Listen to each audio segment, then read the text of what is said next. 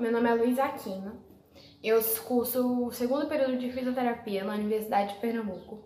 Sou aluna do professor Ricardo na disciplina de Fisiologia Humana. E hoje eu tô aqui para poder falar para vocês um pouquinho de como funciona a anatomia do nosso sistema digestório, tá? Ela é muito simples. Para entender, é muito tranquilo. Vamos lá. Primeiramente, a gente vai pegar o alimento, vai ingerir, né? Colocar na boca. Nossa cavidade oral. Boca e faringe, certo? Ao colocar na boca, ele vai passar pelo processo da mastigação e deglutição. Mastiga, mastiga, mastiga, para que ele seja bem dividido em menores partículas. Nós vamos ter a ajuda da nossa saliva e das nossas glândulas salivares nesse processo, tá? Para poder formar tipo um bolo, um bolinho, uma massinha. Nós temos 3 glândulas salivares. A glândula sublingual, que está sob a língua, a submandibular, sob a mandíbula, e as glândulas parótidas, que estão na articulação da mandíbula, certo? Após isso, ele vai ser deglutido e vai para o trato gastrointestinal. Ao passar pelo nosso trato gastrointestinal, lá ele vai receber algumas secreções. Que essas secreções elas vão formar uma massinha, uma textura de sopa, na verdade, que nós vamos dar o nome de quimo, certo? Que é o processo daquela digestão. E assim o nosso corpo ele vai absorver todos os nutrientes que ele quiser, tudo aquilo que ele tiver interesse. E assim vai para o nosso sangue e linfa, tá? Após isso, depois que o nosso corpo ele decidiu tudo o que ele queria, tudo o que ele não queria, tudo aquilo que o nosso corpo não quis ficar, ele vai ser expelido, certo? Pelo nosso ânus, né? Através das nossas fezes. E assim funciona a anatomia do nosso sistema, né? Meu nome é Ravena, sou estudante de fisioterapia da Universidade de Pernambuco, UPE, Campus Petrolina. Quando você engole um alimento, ele passa para o esôfago, que é um tubo estreito que percorre do tórax ao abdômen. As paredes do esôfago são constituídas inicialmente de músculo esquelético, mas sofre transição para um músculo liso nos 2/3 inferiores. O esôfago termina no estômago, que é um órgão em forma de saco que pode conter até 2 litros de alimentos e líquidos. O estômago é dividido em 3 partes: fundo, corpo e antro. O estômago continua a digestão que se iniciou na boca, misturando o alimento com ácidos e enzimas para criar o quimo. A abertura entre o estômago e o intestino delgado é protegida pela válvula pilórica, que relaxa para que pequenas quantidades de quimo entrem para o intestino simultaneamente.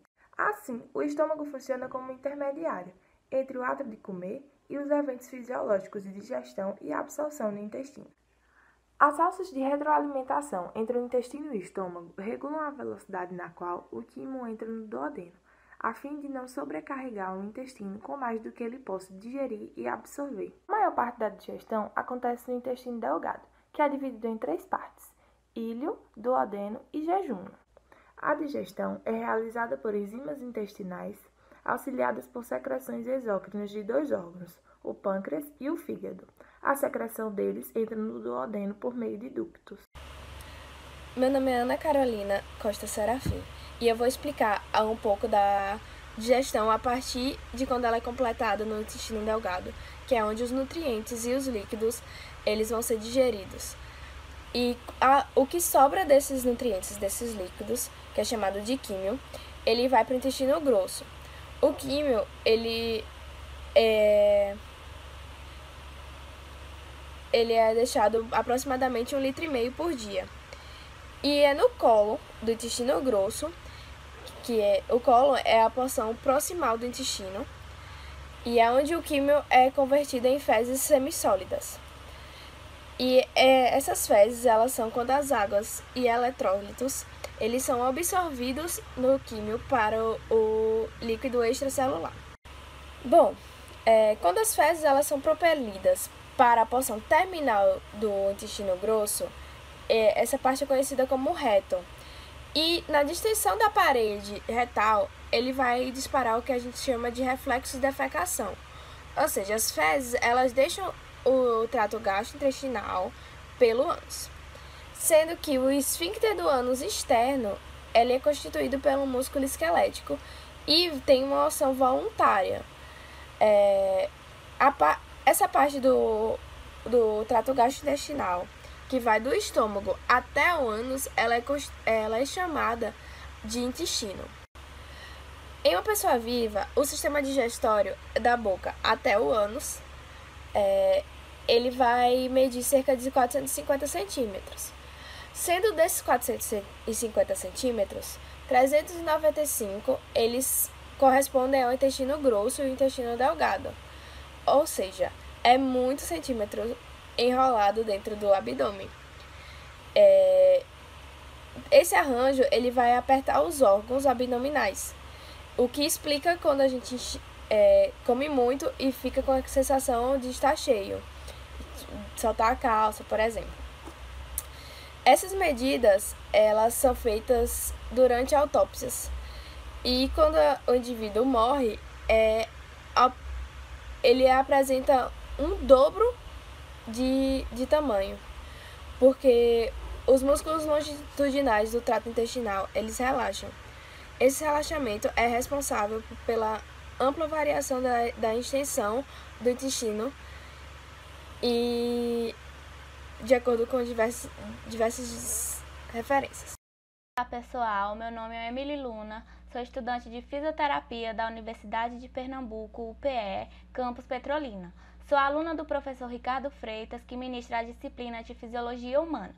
Neste vídeo, irei abordar o tema Anatomia do aparelho digestório.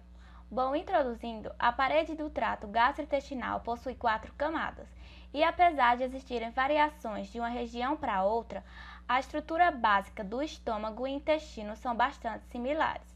Essas 4 camadas são uma mucosa interna voltada para o lúmen, uma camada conhecida como submucosa, camadas de músculo liso denominadas coletivamente como muscular externa e uma camada de tecido conectivo denominada serosa. A mucosa é a camada interna que reveste o trato gastrointestinal.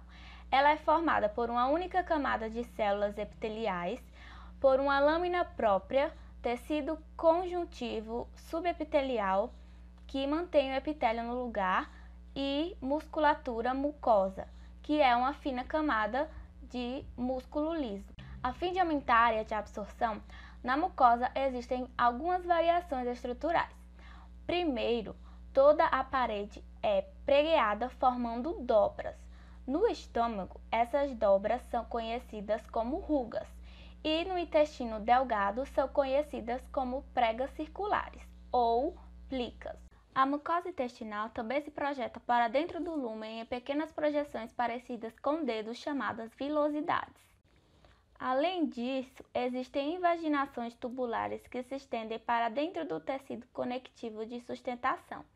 No estômago, essas invaginações são conhecidas como glândulas gástricas e no intestino, conhecidas como criptas.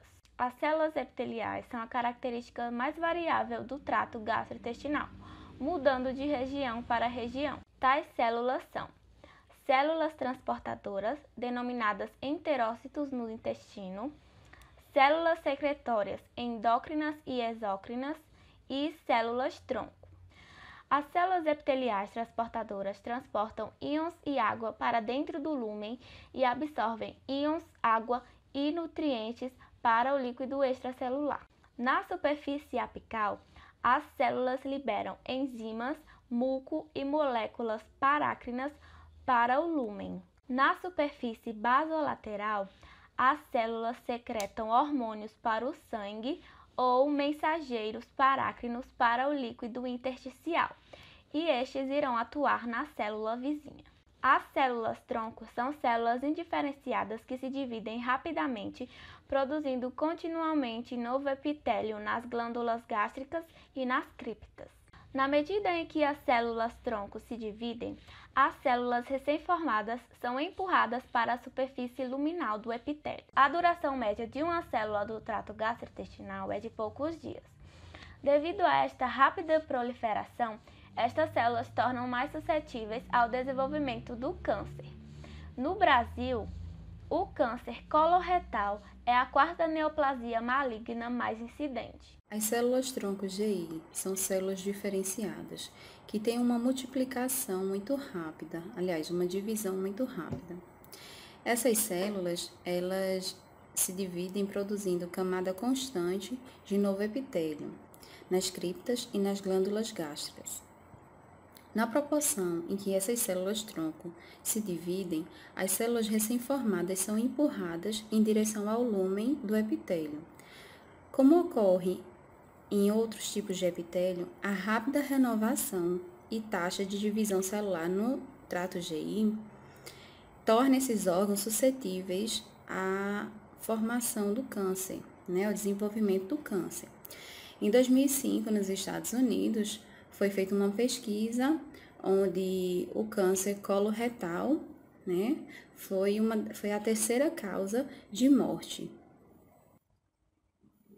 A lâmina própria é o tecido conectivo subepitelial, que contém fibras nervosas, vasos sanguíneos e linfáticos, dentro dos quais os nutrientes absorvidos entram. Essa camada contém células imunitárias, como macrófagos e linfócitos, que patrulham invasores que tenham entrado através de ruptura do epitélio. A muscular da mucosa é a terceira região da mucosa, que separa a mucosa da submucosa. Ela é uma camada fina de músculo liso e a contração dela faz com que altere a superfície efetiva para absorção, movendo as vilosidades para trás e para frente como tentáculos ondulantes. Bom dia, pessoal. Meu nome é Leonardo Pereira, estudante do segundo período de fisioterapia da Universidade de Pernambuco, campus Petrolina.